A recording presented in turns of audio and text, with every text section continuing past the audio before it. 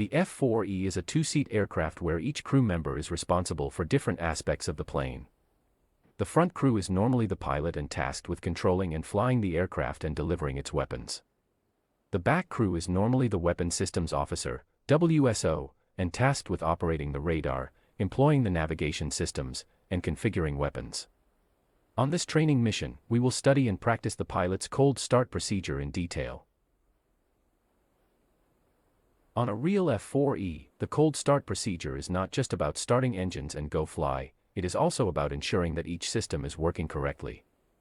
This means that most steps are checks, which in DCS can be irrelevant since most of the time the aircraft has no initial faults at all. Select your preference. Press spacebar if you want to learn the full real-life procedure. Press backspace if you prefer to learn an abbreviated cold start, dispensing with most checks. Okay, you have chosen to perform all the procedure steps, including all checks and non-essential steps. Two variants of the cold start are provided on this training mission. Normal cold start, employing ground electric power and an external pneumatic air source. Autonomous cold start, employing the aircraft's electric battery and two solid propellant cartridges, not employing any ground support at all. Select your preference, press spacebar for a normal start, or press backspace for an autonomous start.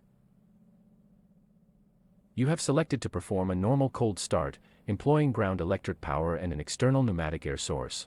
We will begin this cold start procedure with the steps of the before exterior inspection section of the F-4E normal procedures. Put on the helmet that is over the right canopy rail by clicking on it.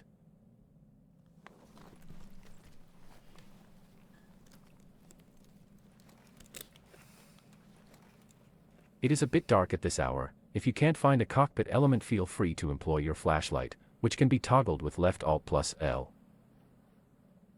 Another way to illuminate the cockpit at cold start is the cockpit white floodlights. They are connected directly to the battery bus, so they can be used even on a cold aircraft, but do not leave them on too long to prevent draining the battery. Finding the switch in the dark can be difficult, so you may want to assign a keyboard binding to it. On my case, I employ left Control F. Also, if the air traffic noise prevents you from hearing me clearly, you can close the canopy at any moment, as it is pneumatically operated and does not need electric power. Press spacebar to continue. Countermeasures dispenser, flare switch to normal. Operation of the dispenser is controlled from both the front and rear cockpit. The rear crew can program the CM dispenser using the CCU panel, while the front crew can do the same using the CM panel. However, for the CM programs to work, the pilot's flare switch must be placed in norm. When set to flares, the front cockpit ignores the programming and instead releases a single flare each time the pilot presses the dispense button. It does not affect the rear cockpit. Internal wing dump switch, norm. With electrical power applied to the aircraft, wing fuel will be spilled anytime the internal wing dump switch is in the dump position, even while on the ground, so make sure it is at norm. The purpose of this switch is, during an emergency, to allow fuel from the wings to be dumped directly, rather than requiring prior transfer into the fuselage. Throttle levers, off. Click on the finger lifts on the front side of each throttle to move them from off to idle and vice versa, or use the command bindings shown. Press spacebar once you confirm both throttles are at off. Battery, check. The Phantom is equipped with a 24-volt, 11 Ah nickel-cadmium battery, connected to the battery bus and, through the battery relay, to the essential 28-volt DC bus. The battery relay is closed when either engine master switch is on, or the ground refuel switch is at refuel or defuel. To confirm battery relay closure, turn on any of the engine master switches and check for proper positioning of gear, slats, and flaps position indicators, instead of the barber pole signs displayed when the switches were off.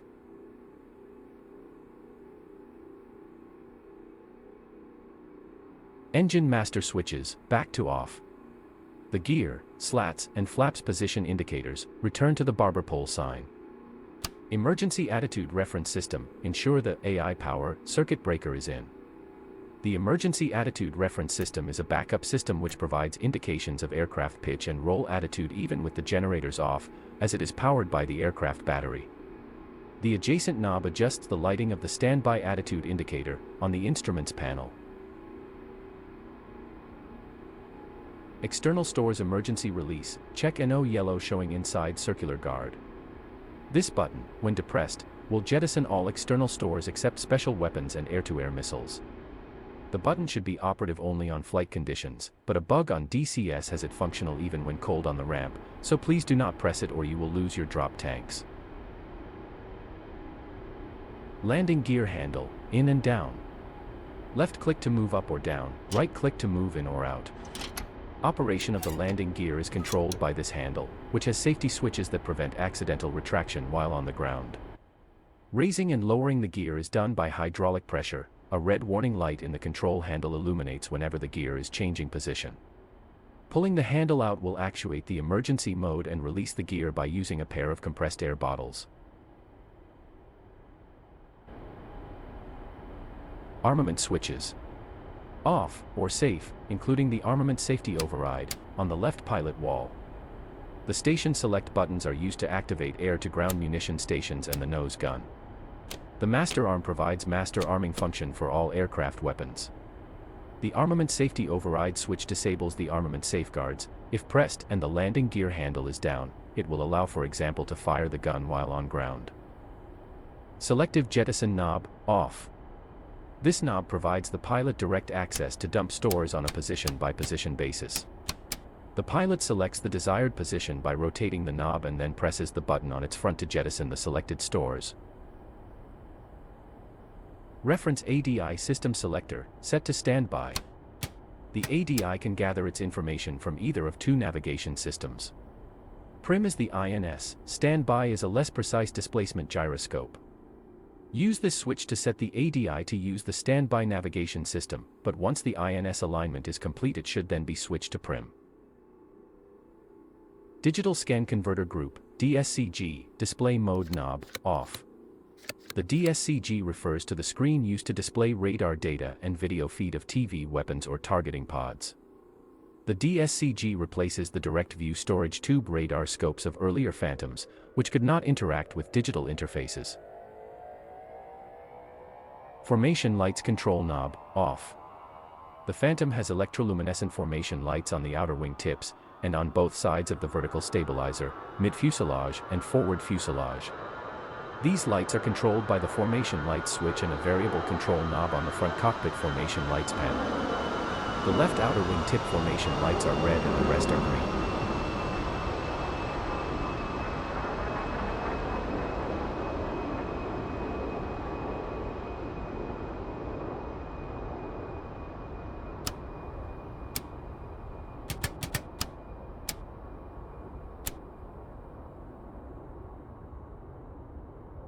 Pitot heat, off.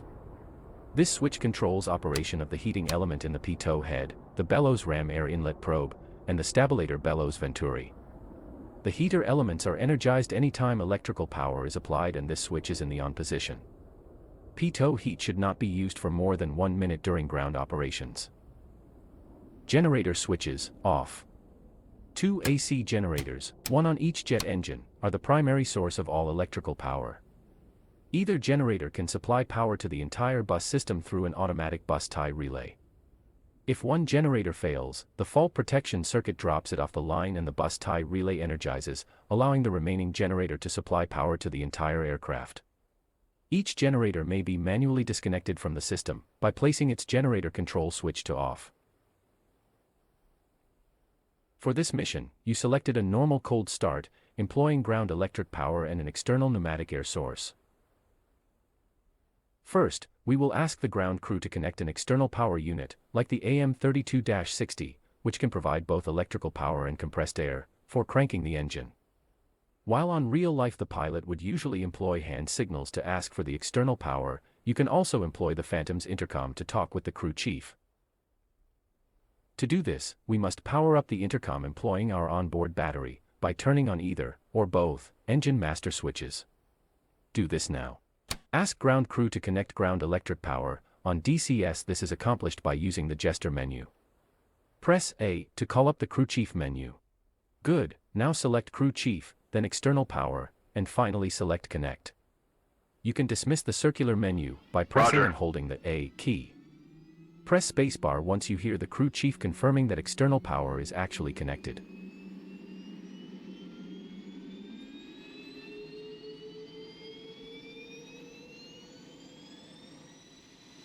External power connected, sir. At this point, on the rear cockpit the WSO should set the instrument ground power switch to test. This connects the instrument's buses to external electric power, contingent upon the front cockpit generator switches also being set to external on. On DCS for single player, the Jester AI does this switching automatically upon connection of ground power. Generator switches, set to external on.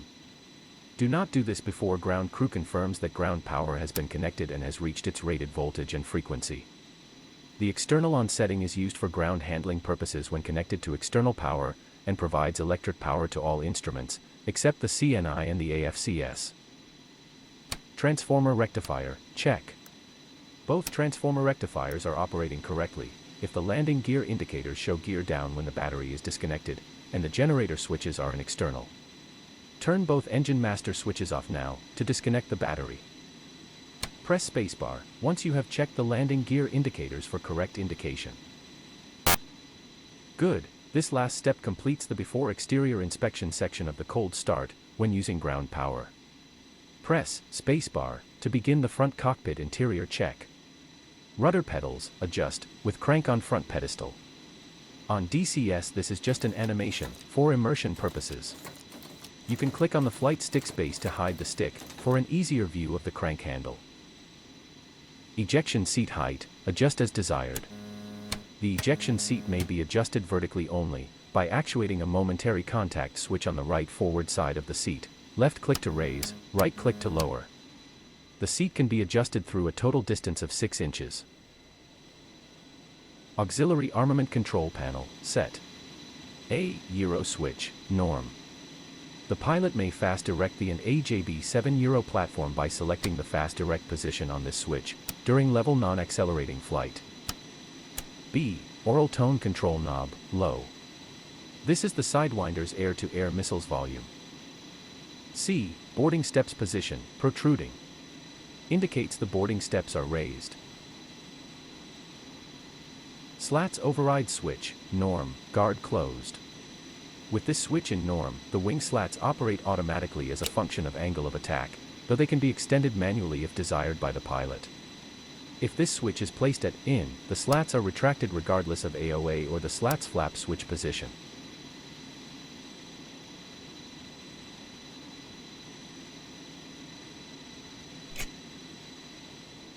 Intercom control panel, set. Intercommunications between the aircrew and with the ground crew is provided by the intercom system. Volume control, as desired.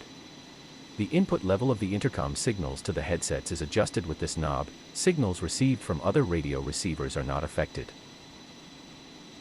Amplifier selector knob, norm. Each cockpit is provided with a primary and secondary amplifier. If a primary amplifier becomes inoperative, communications may be restored by selecting the secondary amplifier, with the backup or emergency positions of this knob. Function selector switch, set to hot mic. The hot mic position allows automatic operation of the intercom. Cold mic is for manual intercom use, with the crew needing to switch the microphone button on the throttle to its ICS position to talk. The radio override position is identical to hot mic, except that other radio communications are reduced in volume. Stability augmentation switches, yaw, roll, and pitch. All off. With these switches, stability augmentation can be enabled for the 3 axes, in any combination.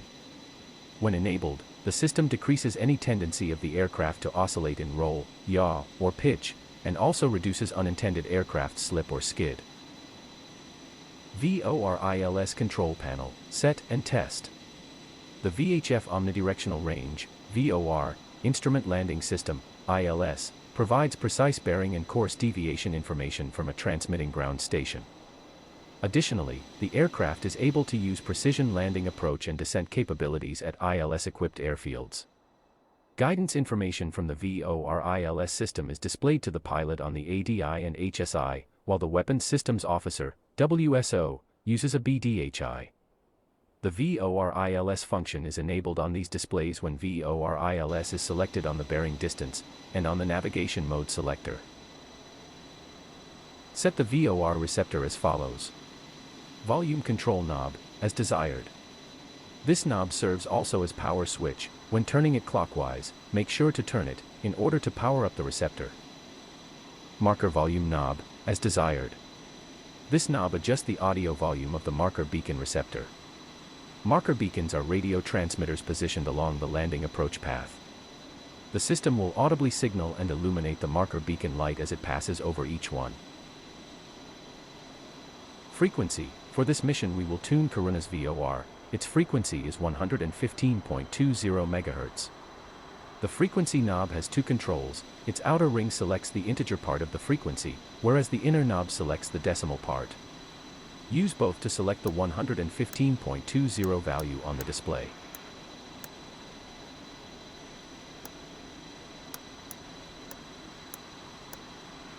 VOR marker beacon test switch. Press and hold to test. This button allows us to test the receptor, employing the signal from the VOR station shown on the display, but before the test you must set up the following conditions. On the navigation selector panel, set bearing distance to VOR TAC. In this setting, magnetic and relative bearing to the VOR station are displayed by the HSI bearing pointer. Mode to VORILS. On this mode, if a VOR frequency is selected, the HSI course set knob is used to set the VOR radial.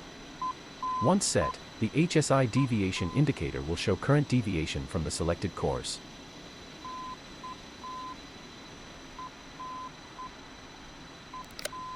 Next, use the course set knob of the HSI to select a course of 315 degrees.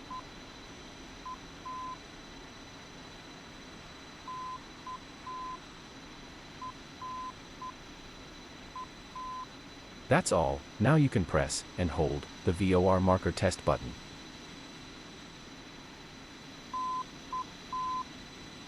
On the HSI, the course deviation indicator should move to center. The to, from, indicator should indicate to. The bearing pointer on the HSI should swing to 315 degrees. And the marker beacon light illuminates briefly. Press spacebar once you have finished the test.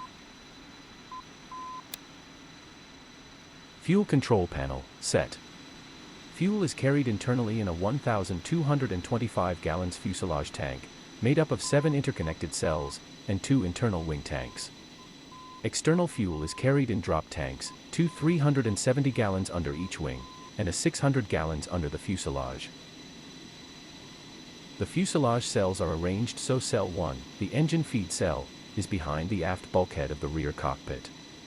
The remaining cells are numbered consecutively, with cell 7 being the aftmost one.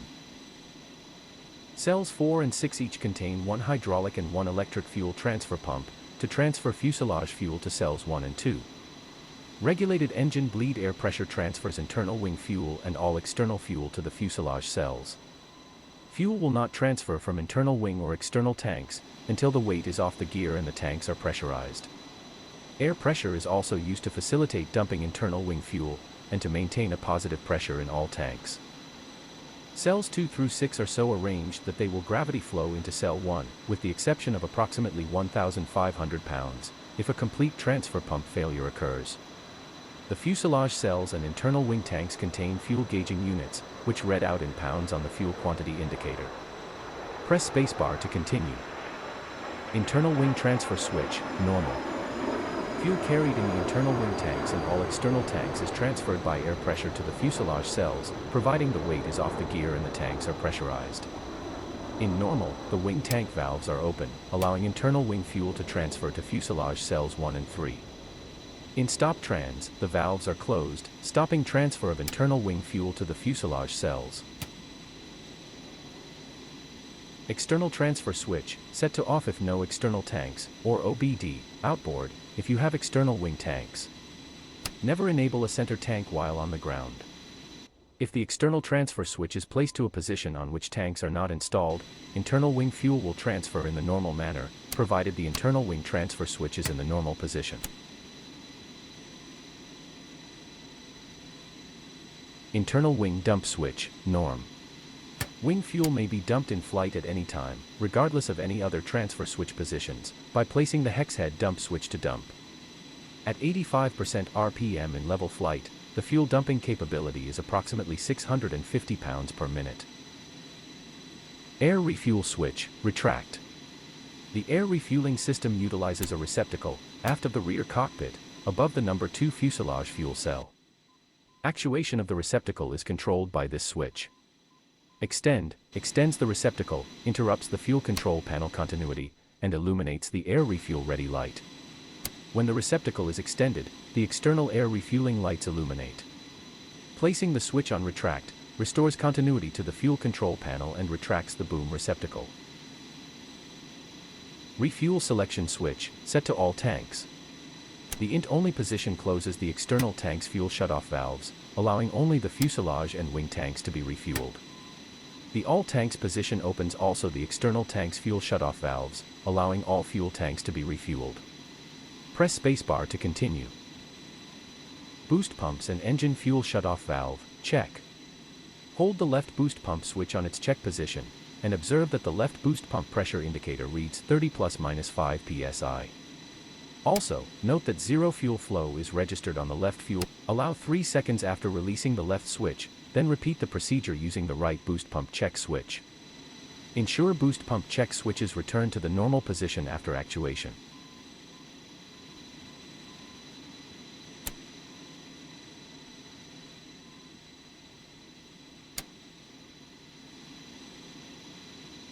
The next 4 check items are designed to prevent any sudden movement of these surfaces when the engine starts, to avoid ground crew injuries.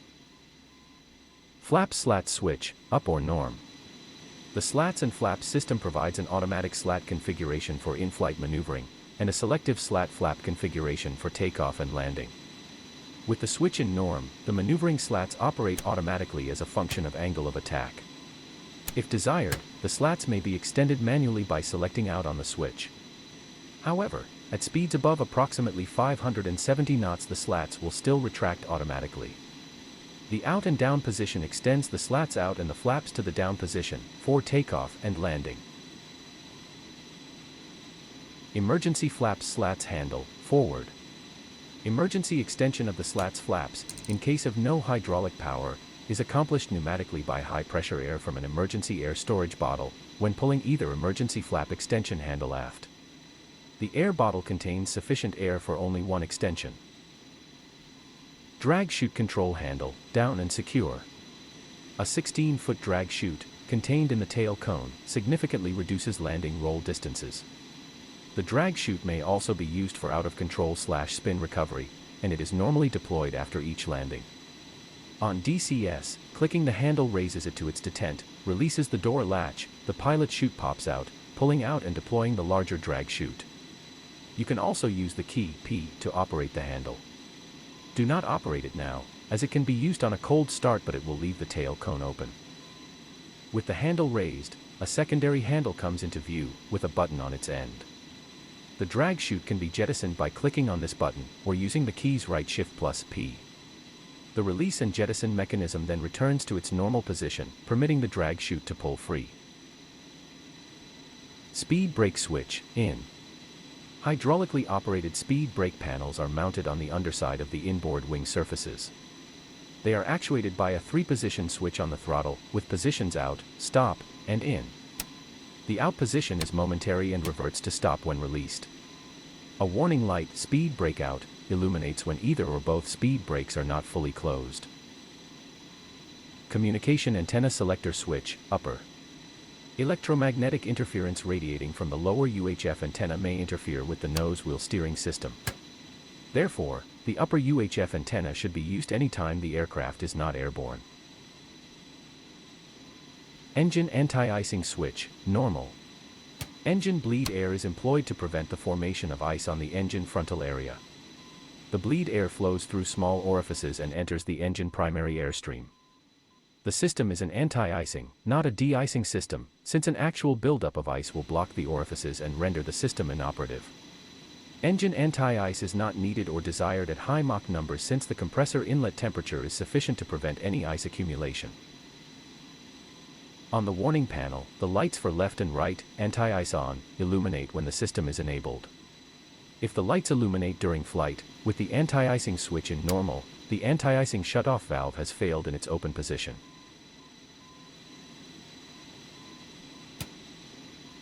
Anti-skid, check. The aircraft is equipped with an anti-skid system which prevents skids and can provide consistently shorter landing rolls for all runway conditions. The system is activated by placing the anti-skid control switch on and lowering the landing gear. It may be disengaged by placing the anti-skid switch to off, or by holding the emergency quick release lever pressed. An anti-skid inoperative light illuminates when the system is not activated. Anti-skid switch, on. The anti-skid inoperative light should be off. Emergency quick release lever, on the flight stick. Press and hold, the light should illuminate. Release the lever, the light should go off. Anti-skid switch, off. The light should go on again. Oxygen quantity gauge, check. The gauge has a range from 0 to 10 liters. Check that the current quantity is sufficient for the intended mission, the off flag on the gauge face is not visible, and the oxygen low warning light is extinguished. We will now test the oxygen gauge, starting by clearing the master caution light. Next, press and hold the oxygen test button. The gauge needle should move to an indication of 0. Check that the oxygen low and the master caution lights illuminate at 1 liter. Release the test button once the gauge reaches 0.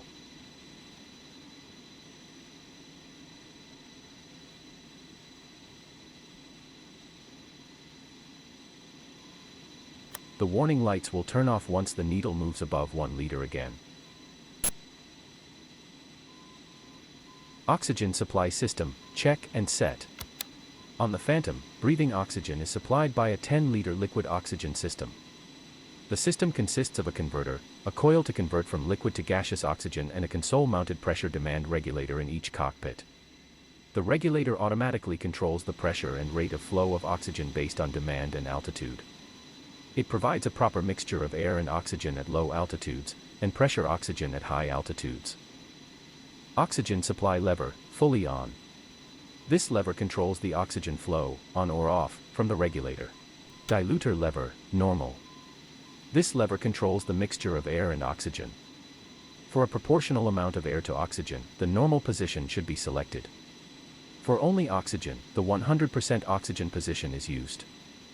Emergency lever, normal.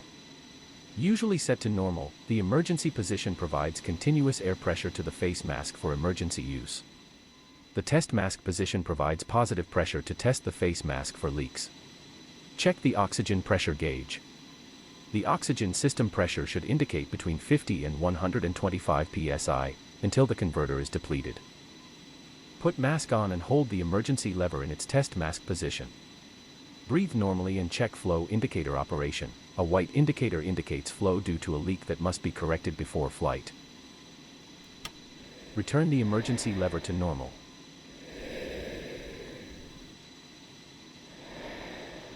Good, this finishes the checking of the oxygen regulator. Press spacebar to continue. Aileron rudder interconnect, ARI, circuit breaker, check it's in. The ARI system makes rudder movements to be proportional to aileron displacement, which provides coordinated turns at low air speeds. To disengage the ARI, this circuit breaker must be pulled out, plus the yaw stability augmentation switch must also be disengaged. Pulling the CB only, and keeping the yaw augmentation enabled, will still provide 5 degrees of ARI rudder authority. Landing and taxi light switch, off. The landing and taxi lights are on the forward nose gear door. The left main landing gear must be down for operation of either light. Emergency brake control handle, in and secure. Pulling the emergency brake handle in either cockpit discharges the brake system hydraulic accumulator, providing emergency braking to the brake pedals, with normal feel but with a limited number of applications. Because of this limited number of applications, taxiing should not be attempted when using the emergency brakes. Canopy emergency jettison handle, forward. The canopies are jettisoned by compressed air supplied from the basic pneumatic system to two independent canopy jettison systems, one for each cockpit. Canopy jettison takes place on three situations: when the crew ejection seat is fired, when the emergency canopy jettison handle is pulled by either crew to get out of the aircraft after a forced landing, or when the external canopy jettison handle is actuated by rescuers. Clock, wind, and set. A clock is provided for the pilot, including a stopwatch function. The clock time is set with the highlighted knob, however on DCS it is already set to the mission's start time. The stopwatch is started, stopped and reset by successively pressing the top right button.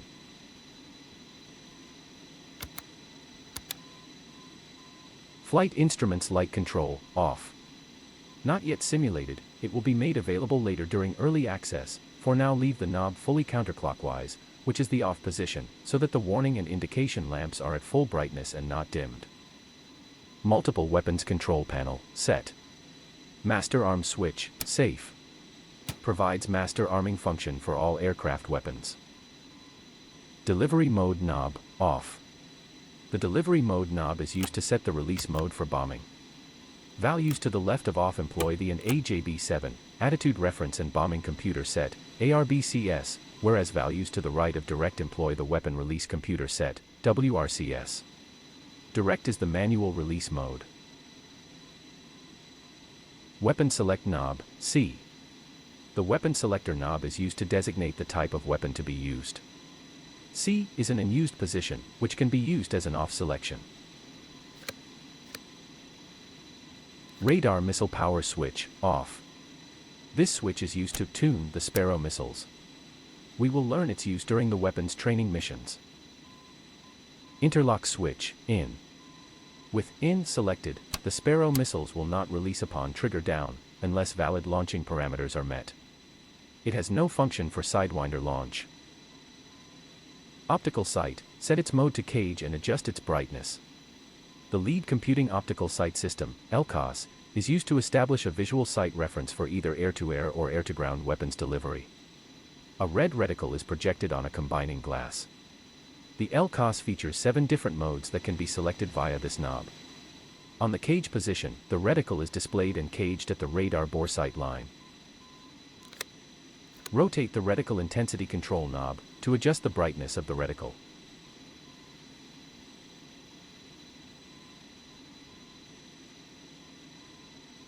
ADI, check and set. The ADI includes an attitude sphere, turn indicator, steering bars, miniature aircraft, glide slope pointer, flags, and a pitch trim knob. It displays pitch bank and heading from the selected reference system, and allows pitch adjustment via the trim knob. Rotate its pitch trim knob to check travel, and set horizon bar level with the miniature aircraft. Standby attitude indicator, check. The SAI functions independent of the flight director group, providing reasonably accurate readings if power to the system is lost and the off flag is in view. Roll is shown through 360 degrees, while pitch is limited at 92 degrees in climb and 78 degrees in dive, to prevent gimbal lock. Uncage with a left click. Set miniature aircraft level with the horizon bar, using the mouse wheel.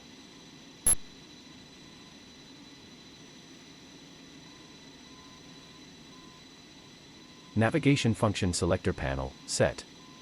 Controls display presentation on the ADI and HDI based on the selected position of the two knobs. The bearing and distance knob determines the source of navigation information, while the mode selector knob provides control over the presentation of various displayed information. The mode selector knob includes an inset switch marked FD, for flight director. This switch engages or deactivates the pitch and bank steering bars on the ADI. The off position has the switch aligned vertically. Set both knobs as desired. Fire warning lights, test. The fire and overheat warning lamps, one for each engine, are a pair of 2 position indicators that illuminate when a fire condition is detected in the engine compartment, or an overheat condition is detected in the exhaust nozzle section. When pressed and held, this button tests that the fire and overheat lamps are not burnt out. Do it now. If the lamps are okay, then all 4 lights should light up, for as long as the button is kept pressed down. Release it now.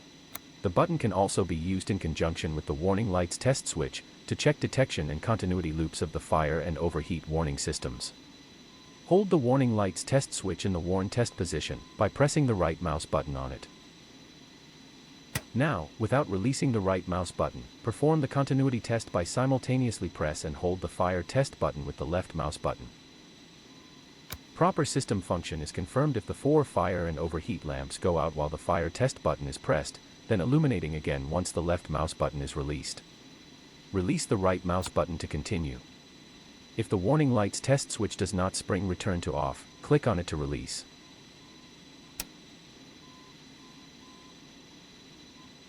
Good, the fire and overheat warning system has passed the check. Press spacebar to continue. Fuel quantity gauge, check. The fuel quantity indicator provides 2 readings for internal fuel. A top white tape displays the total usable fuselage fuel, with a scale marked 0 to 10,000 pounds. This amount does not include the reserve fuel cell 7. A numeric counter displays the entire internal fuel in 10-pound increments. This means all fuselage cells, including the reserve one, plus the 2 internal wing tanks. The fuel quantity on external tanks cannot be checked.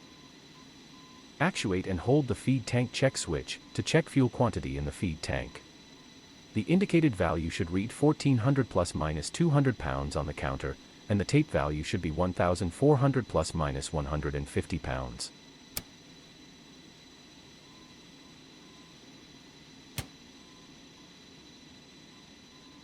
RWR systems, check as required, then off. Press the system power button to turn on the ALR-46 radar warning receiver. When pressed, the RWR control panel and its display will go through a warm-up, with the illuminated buttons flashing. The ALR-46 radar warning receiver, or simply RWR, is our passive defensive system for detection of airborne and surface-to-air radar threats. It receives signals from multiple antennas installed at the aft of the fuselage, on each wingtip and under the nose, which are used by the system to determine a bearing to the emitting radar. Further processing of the signal against a stored threat catalog ascertains emitter type, as well as relative threat range. The resulting processed threat signal is then presented on the RWR CRT display, with bearing to the emitter shown on the display with the top relative to the nose, 12 o'clock, and the bottom to the tail, 6 o'clock, and with proximity to center relative to the system's calculation of the level of threat, with closer indications being of higher danger.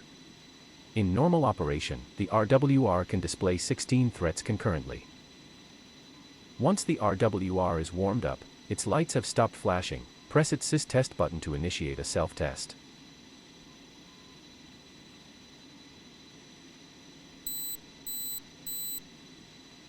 The test provides a 3-band check, 1 low, 2 mid, 3 high, in all 4 quadrants for proper sensitivity, along with an angle confirmation of 225-degree relative bearing for diagnostic purposes.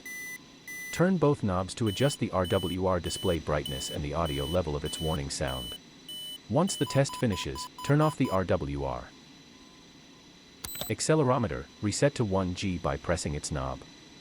The indicator has 3 movable pointers, one for current G load, while the other 2 record the maximum positive and negative G load attained. Canopy manual unlock handle, forward.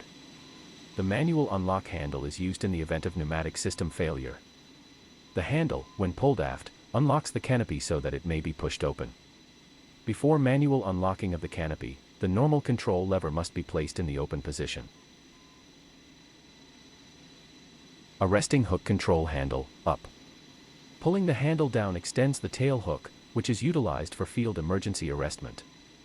The F-4E does not support carrier operations. Communications and Navigation Control Panel, set. The ASQ-19A is an integrated electronic central which combines the communication, navigation, and identification systems into one unit. The communication functions are provided by a UHF receiver transmitter, an auxiliary UHF receiver, and an intercom set. Navigation functions are provided by a TACAN receiver, plus an automatic direction finding feature, ADF.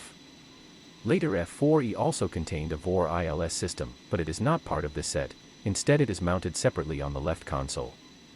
An Identification Friend or Foe set, IFF, provides coded radar identification of the aircraft when challenged. When the CNI equipment is operating on external power without ground cooling, it is limited to 10 minutes of accumulated operation in a 1-hour period. This limit does not apply to the intercom system. On the TACAN control panel, set navigation channel control knobs, as required. Navigation volume control knobs, as desired. TACAN function selector knob, off.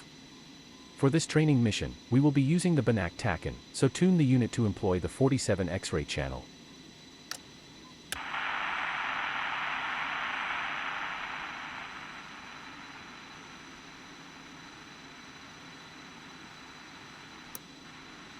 The UHF radio provides both voice communication, AM, and automatic direction finding capabilities, ADF. It comprises two main units, a radio transmitter receiver, COM, and a receiver unit, referred to as auxiliary, plus a guard receiver. The COM unit can be manually tuned on a frequency range from 225 to 399.95 MHz, while also having 18 preset channels. The auxiliary unit is designed to receive signals on 20 preset frequency channels, ranging from 265 to 284.9 MHz, but it can't be manually tuned.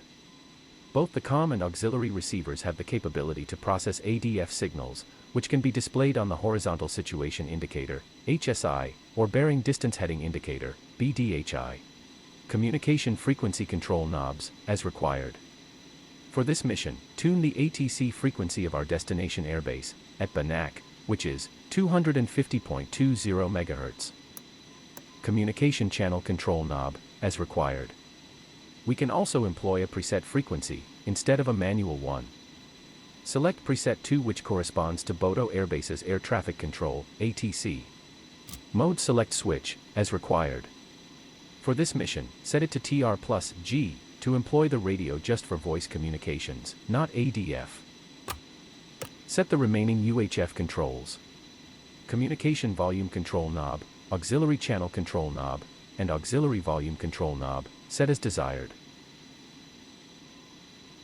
Both the front and the rear cockpit have a control panel for these systems, but only one at a time is in command of the radio. Communication command button, as desired. Navigation command button, as desired.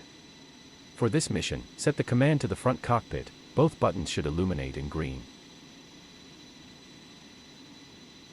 Emergency vent knob, in. Should only be used if the pressurization system is malfunctioning and reads abnormal values, or to eliminate smoke and fumes from the cockpit. Descend to safe altitudes before activating.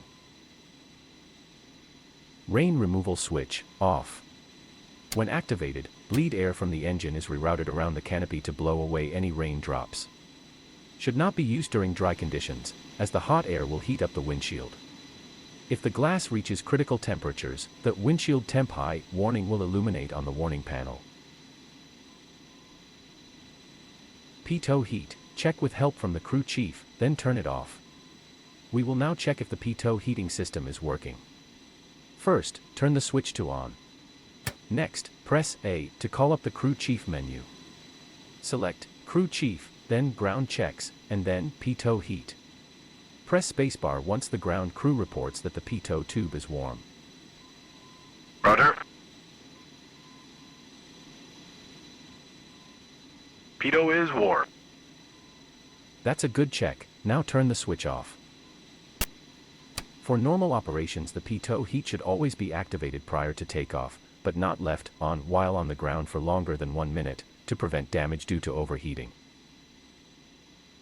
Defog foot heat control handle, as desired. This lever routes warm air to the windshield for de-icing purposes, or to footwell recesses for crew comfort. Due to DCS limitations, the identification friend-foe system is not fully simulated, but its controls can be manipulated so that the player can get a feeling for how the real aircraft's IFF is operated. The Phantom is equipped with a set of interrogator systems, as well as with a transponder to react to interrogations from other units, automatically responding to challenges from surface or airborne radar sets. The system operates by receiving coded interrogation signals and transmitting coded response signals to the source of the challenge, with a proper reply indicating the target is friendly. The system features 4 modes, Mode 1, Mode 2, and Mode 3A, which are provided for security identification, personal identification, and traffic identification, respectively. Mode 4 is controlled through the interrogator panel of the Weapon Systems Officer. IFF Master Control Knob, off. Check that the master knob is set to off. DCU-94A, Bomb Control Monitor Panel, set. In real life, this panel is used to control and test the separate release circuit system for nuclear stores. Nuclear stores are separated from the regular release system to prevent accidental release. This panel is not simulated on DCS. Temperature Control Panel, set. Temperature Control Knob, as desired. Mode Selector Switch, auto. When the mode switch is in the auto position, the knob allows the pilot to set the temperature inside both cockpits from cold to hot for crew comfort. Should the auto system fail, the switch can be placed in either a manual mode, or on its center position, which turns the system off. Cockpit Lights Control Panel, as required. White floodlight switch, off. This switch activates a separate emergency floodlight, also called thunderstorm light, that illuminates the cockpit in white. It is connected directly to the battery, so you can use it on a cold and dark cockpit to quickly illuminate the whole cockpit. Instrument Panel Lights Control Knob, as required. This knob adjusts the background illumination of the instrument panel, as well as edge lighting for most of its gauges. Console Lights Control Knob, as required. Ranges from off to brightest, and adjusts the illumination level for the left and right console. Standby Compass Light Switch, as required. It's a 3-position switch. In the Warn LT test position tests the various emergency indicators in the cockpit. In the standby comp position, it illuminates the light for the standby compass.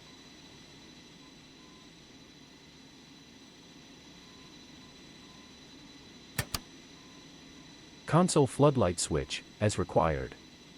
It controls the lighting level of red floodlights for the consoles. 3 settings are available: dim, medium, and bright. To turn them off, place the switch in dim and the console knob in off. Floodlights for the instrument panel are found on the right wall.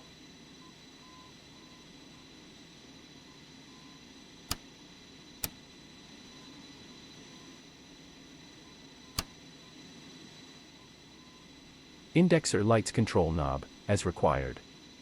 This knob is located on the nearby lighting panel on the right cockpit wall. It adjusts the illumination of the angle of attack indexers on both sides of the windscreen. Marked positions are dim and bright, with the highest level to the right of the knob. Compass Control Panel, set. The Phantom has 2 sources of azimuth and attitude reference. The INS is the primary source of this data, while the AJB7 Euro compass is the backup source. This panel contains controls for the proper operation of the AJB7 backup. Latitude compensator, set to 0, to avoid errors by doubling drift compensation due to INS corrections. Mode Control Knob, set to Slaved. Slaved is the primary operational mode under typical conditions, set to compass, if the INS primary system fails, as it will supply magnetic heading from the Euro compass. If the reference system is set to standby, and the aircraft is operating on extreme latitudes, then set the mode to DG, directional Euro, and set the lat knob to adjust the latitude. The sync mode speeds up the synchronization between the compass and the primary reference. The degree of synchronization is indicated by the sync indicator. Synchronization indicator, check. It displays the azimuth deviation between the flux valve signal and the internal reference system. Exterior Lights Control Panel, set. Fuselage Light Switch, as required. This switch controls 3 semi-flush white lights on the fuselage, plus a red anti-collision light on the vertical stabilizer. The anti-collision light illuminates only when the fuselage switch is in bright, and the flash switch is in the flash position. Exterior Lights Flasher Switch, as required. Setting this switch to its flash position causes the fuselage, anti-collision, and tail lights to flash. Tail and wing light switches, as required. A green light and a red light on the wing tips, plus a white light on the tip of the tail, comprise the position lights. Additional green and red lights on the trailing edge of each wing tip are join-up lights. Both the wing and join-up lights are controlled by the wing switch, while the tail switch controls the tail light. Warning and indicator lights, test. Right-click and hold the warning lights test switch. All warning lights should illuminate.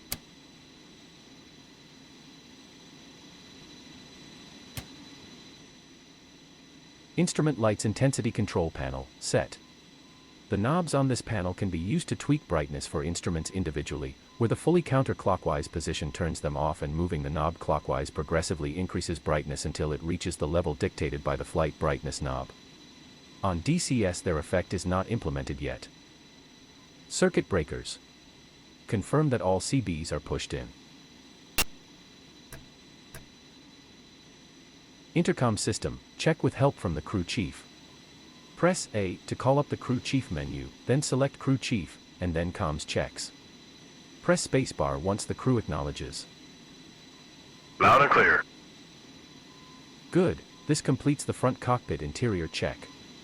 Press spacebar to proceed with the before starting engines procedure. Communication, navigation, and identification, CNI, switch, on. Have ground personnel place the CNI switch in the left wheel well to the on position. On early access this step is done automatically by the ground crew. When the CNI equipment is operating on external power without cooling air applied, it is limited to 10 minutes of accumulated operation in a 1-hour period in order to prevent heat damage to the equipment. Fore and aft area, clear. Ensure the wheels are chocked, the engine intake and exhaust areas, the starter exhaust areas, and both cockpit and canopy rail areas are clear of personnel and equipment. Fire guard, posted. Check that the fire extinguishers are being manned by the ground crew. Throttles, off. Double check that both throttles are on their off position. Press spacebar to begin the starting engines procedure. The real aircraft start procedure establishes the right engine as being started first, to ascertain that both utility hydraulic system pumps are operating properly. The right engine pump delivers 2,775 plus minus 225 psi at idle, while the left engine pump delivers 3,000 plus minus 250 psi. Because of this, the single needle utility hydraulic pressure indicator cannot be used to determine pump operation, unless the right engine is started first. As we have ground electric power connected, we can contact air traffic control on the radio, to ask for starting engines clearance. On the UHF radio, COM channel knob, select preset 2, for Bodo ATC. COM mode knob, set to transmit receive or TR plus guard, for voice communication. COM CMD button, make sure that your cockpit has command of the radio, its light should be lit green. On your HOTAS throttle, set the mic switch forward, to transmit over the radio. The mic switch back is for transmission with the intercom. The DCS communications menu should appear. Its top line identifies which radio device you are using. On this case it's the UHF ARC-164 radio. Select F5, ATC. F1, Bodo. F3, request startup. Press spacebar once ATC has cleared you for startup and press F12 to clear the menu.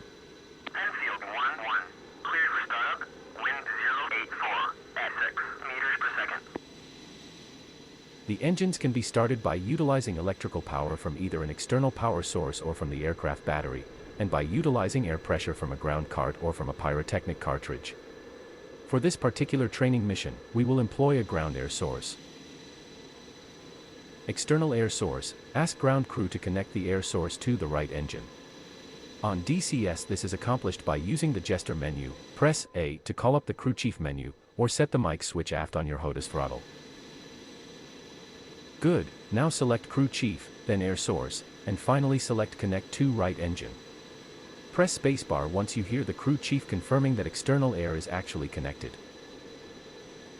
Roger.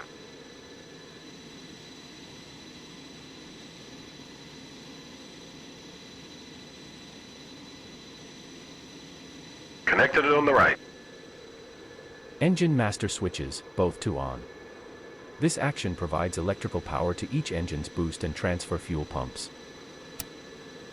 To start each engine, once its RPM reaches 10%, you will need to simultaneously move the throttle from stop to beyond idle, while keeping its ignition button pressed. While you can move the throttle from off to idle by clicking on its finger lifts, and then advance it by moving forward your HOTAS throttle lever. Make sure to bind at least the ignition buttons, to make it easier to perform these 3 actions on a single take. Press spacebar to continue. Engine, crank. On this step, you signal ground crew to start external airflow. On DCS this is done with the circular menu. Press A to call up the crew chief menu again, if it is not already visible. Then select air source and then start airflow.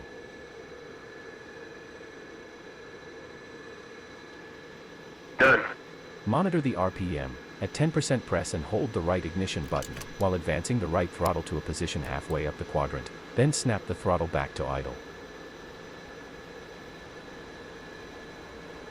Release the ignition button as soon as a sharp rise in EGT indicates light off.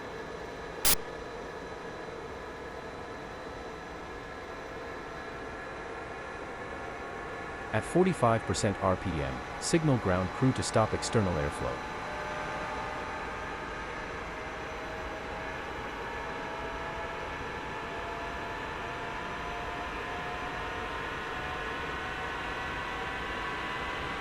Idle RPM Yep, is reached at 65 ± 1%. Yeah, done. Fuel flow indicator, check it's within limits. Fuel flow should not exceed 750 pounds per hour at light off, and 800 to 1400 pph at idle. Fuel consumed during starting is approximately 65 pounds per engine. Exhaust gas temperature indicator, check it's between 220 to 420 degrees Celsius. Right fuel boost pump indicator should be 30 ± 5 psi. Oil pressure indication, it should be a minimum of 12 psi. Hydraulic pressure indicators, check they are within limits. With just the right engine started, the PC2 hydraulic pressure indicator should read 3000 ± 250 psi, and the utility hydraulic pressure indicator should read 2775 ± 225 psi.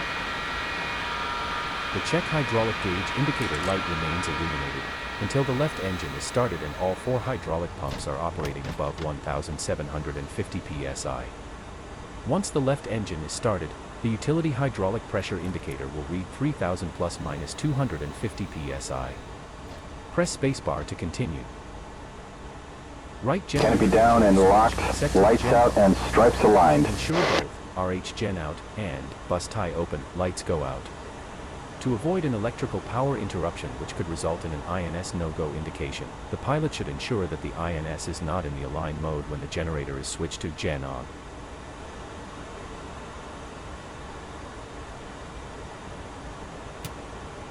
Spoiler actuator, check. This check is done with help from the ground crew. Press A to call up the crew chief menu. Good, now select crew chief, then ground checks, and finally select spoiler actuator. Press spacebar once the crew chief is ready. Next, slowly deflect the flight stick approximately 1 inch to the left, do not push the stick too far. If the ground crew says that the check went wrong, because you pushed the stick too far, repeat the test by calling up the menu again. The check is successful if the crew says that the spoiler has a partial deflection. Okay, partial Return the deflection. stick to neutral, the crew should report that the spoiler returns to a flush position. Retract it. Press spacebar to continue. We will now repeat the same previous steps, but with the left engine. External air source, ask ground crew to connect air to left engine. Press A to call up the crew chief menu, or press mic switch aft. Now select crew chief, then air source, and finally select connect to left engine. Press spacebar once the crew chief confirms that the external air is connected.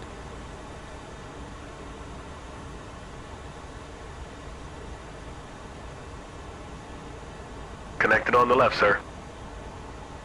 Engine, crank. Press A to call up the crew chief menu again if it is not already visible. Then select air source and then start airflow. Yep, done. Monitor the RPM. At 10% press and hold the right ignition button, while advancing the right throttle to a position halfway up the quadrant, then snap the throttle back to idle.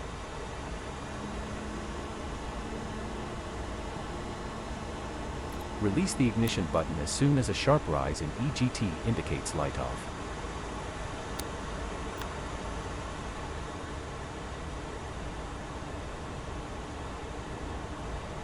At 45% RPM, signal ground crew to stop external airflow.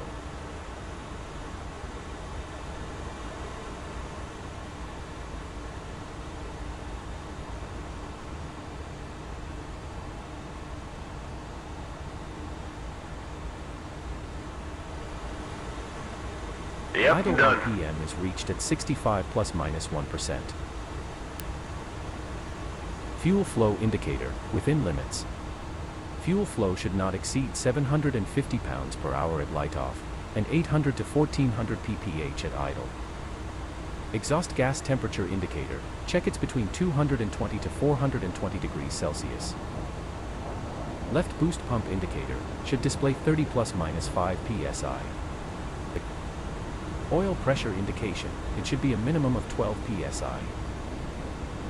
Hydraulic pressure indicators, check they are within limits. With the left engine started, both the PC1 and 2, and the utility hydraulic pressure indicators, should read 3000 plus minus 250 psi, and the check hydraulic gauge indicator light should have gone out. Press spacebar to continue.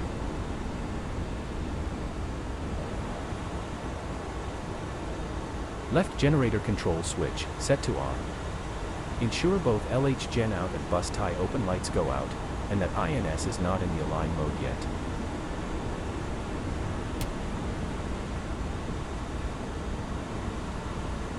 Once both generators are active, on DCS single player mode Jester will ask if you are ready to begin the alignment.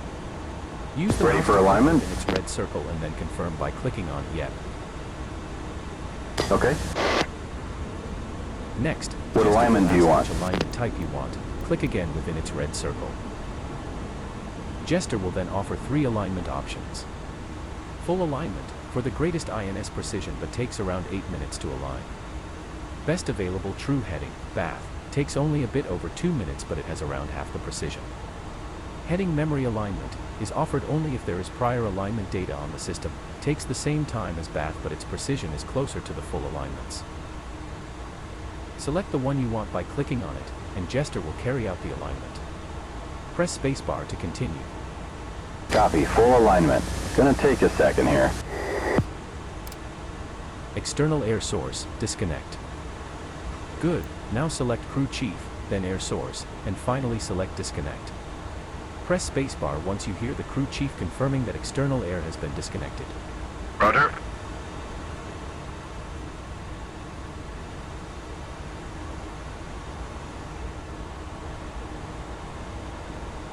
Air is disconnected. External electrical power, disconnect. Ask ground crew to disconnect ground electric power, by selecting crew chief, then external power, and finally select disconnect. Press Roger. spacebar once you hear the crew chief confirming that external power has been disconnected.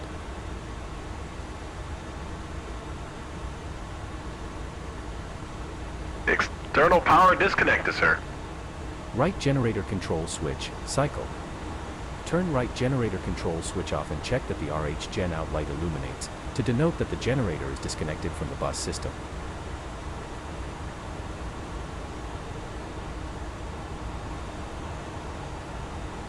Bus tie open, light out. Ensure that the light, bus tie open, remains out when placing the right generator control switch to off, and that it flashes on momentarily when the switch is returned to the gen on position.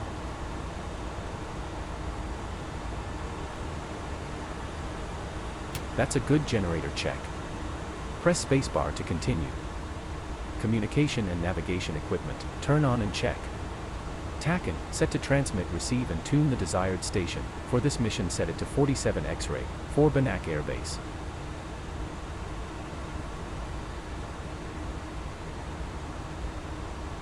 UHF radio, set to TR plus G, and tune the desired station. Today we will set it to preset number 2, for Bodo ATC. IFF, check. Prior to this point the IFF should have remained off, as any interruption of power would cause loss of the Mode 4 code entered by the WSO. Set to standby. Radar altimeter, turn on and check. Function control switch, set to on by turning its knob clockwise. Check that the off flag moves out of view. Function control switch, depress and hold, to perform a radar altimeter self-test. Check that its pointer moves to 35 ± 15 feet and stabilizes. Low altitude warning light, check. While keeping the function control switch depressed, turn the knob with the mouse wheel to move the reference marker above and below the altimeter pointer. The warning light must illuminate within ± 5 feet of the indicated altitude.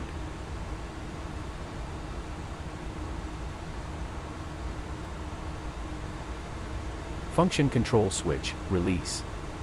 Move the reference marker to below 5 feet. Check that the warning light is off. Reference marker, set. Enter the desired low altitude limit, for example set it to 200 feet. Press spacebar to continue. Speed brakes, cycle. Open and close the speed brakes to check proper operation.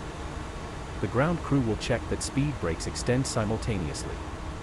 Observe that the speed breakout indicator light is extinguished when they are closed.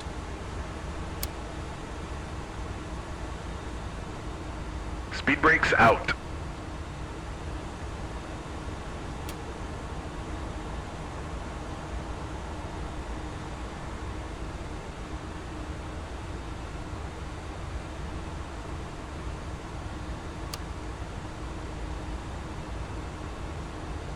Speed brakes in. That's a good check.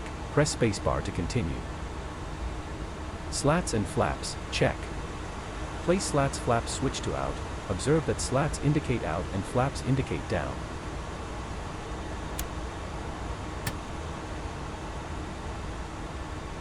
Slats are out. Flaps down. Place slats override switch to in. Observe slats retract.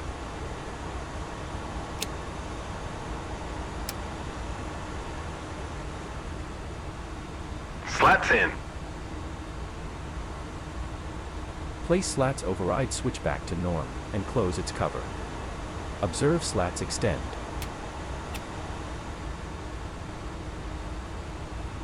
Slats out, sir. If slats indicate barber pole or indication does not match switch position, leave switch as set and abort the mission. Flight controls, check. This check should be performed with slats and flaps out and down, and the pitch trim should be set between 1 to 3 units nose down.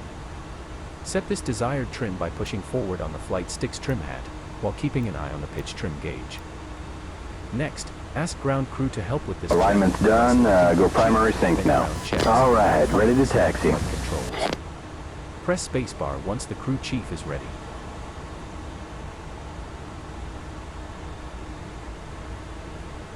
Yeah, ready.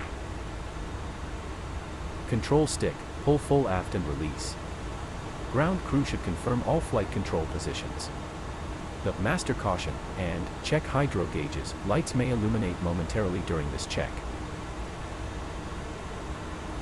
Stabilizer up.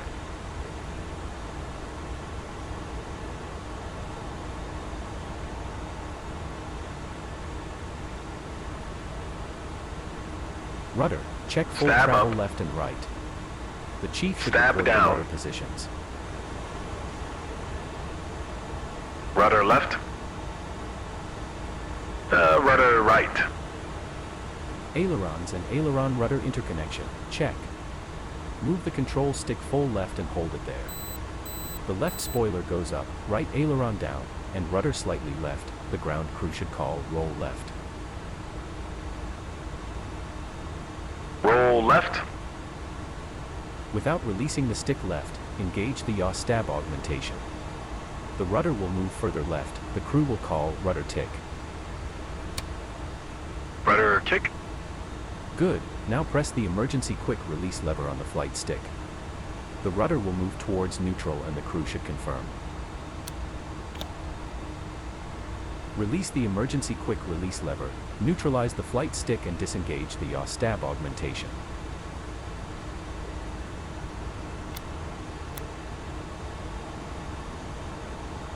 Now we will repeat the check with the right side.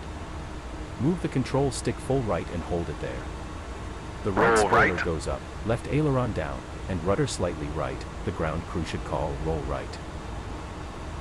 Without releasing the stick right, engage the yaw stab augmentation.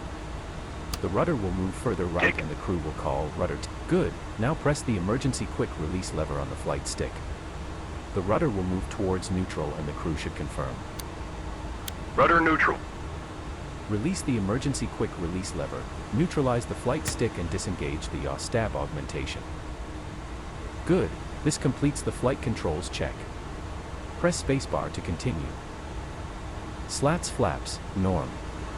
The aileron rudder interconnect, ARI, should disengage automatically when the slats flaps are up. Ask ground crew to help with this check by selecting crew chief, then ground checks, and finally select ARI disengage. Press spacebar Ready. once the crew chief is ready. ARI disengage, check. Confirm the ARI is disengaged by moving the stick full right and left. The crew should report no rudder movement. Press No movement. spacebar once the check is complete. Flaps up. Stability augmentation switches, Slats engage in. and check. As before, ask ground crew to help with this check by selecting crew chief, then ground checks, and finally select stab augmentation. Press spacebar once the ground Ready. crew is ready. Engage each axis of stab augmentation individually. The crew should observe no movement of any control surface. Nothing's moving. No movement. Nothing's moving. That's a good check. Press spacebar to continue. Compass mode control knob, sync if necessary. Sync is not needed if the sync indicator dial is on its neutral position. To sync, turn the mode dial to its sync position and hold it there for a few seconds. Automatic Flight Control System, AFCS, check. The AFCS is an electrohydraulic system capable of performing two modes of operation, stability augmentation and autopilot. This latter mode maintains the current aircraft heading and/or attitude within the AFCS limits. Its altitude hold submode keeps the current barometric altitude while in the AFCS mode. The AFCS requires the stability augmentation switches enabled, so let's turn them all on. AFCS, engage. Check that neither the stick nor any control surface move after its engagement. Now, move the control stick forward or aft and check that the AFCS switch disengages. Re-engage the AFCS switch. Altitude hold, engage. AFCS, disengage. Depress and hold the emergency quick release lever on the flight stick. Observe the two autopilot switches automatically turn off, and the lights, pitch augmentation off, autopilot disengage, and master caution, illuminate.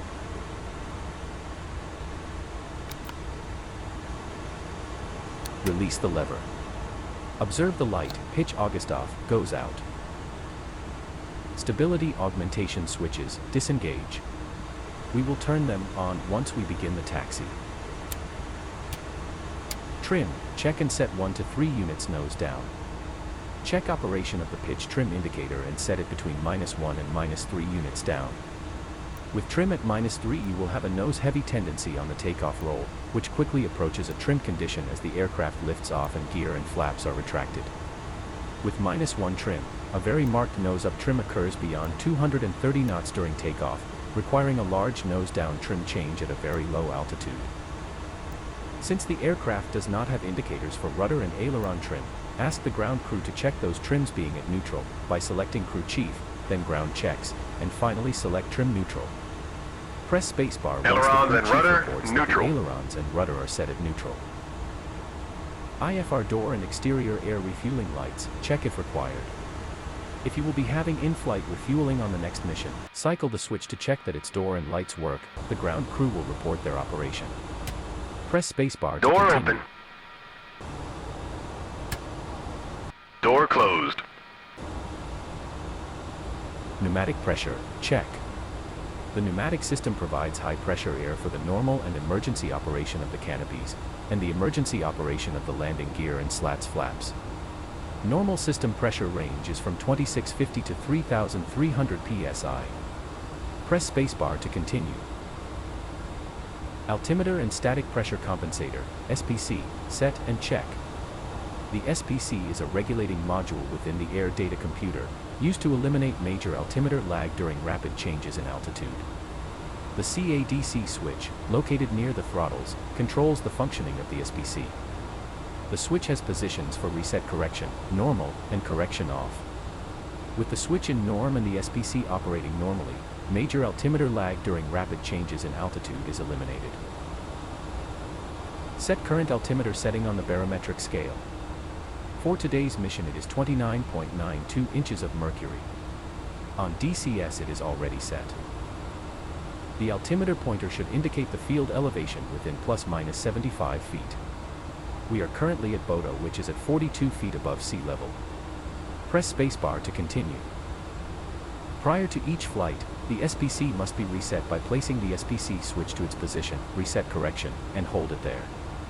The light, static correction off, should go out and remain out. Altimeter reading should not exceed 25 feet from the original reading. Once reset, engage the SPC by releasing the switch to its central position, norm. The altimeter should indicate the field elevation within 90 feet. The same procedure should have been done by the weapons system officer, on the back seat, and after the SPC reset, the difference in altimeter reading between the front and rear cockpit should not exceed 75 feet. Press spacebar to continue. ADI reference system selector, primary. Sets the ADI to gather its attitude data from the INS, but be sure that the INS alignment has completed. The ADI and HSI will adjust to the new reference attitude. Wheel chocks and ground interphone cord, removed. The cold start is finished. Ask the ground crew to remove the wheel chocks. Press spacebar once they have been removed. Roger.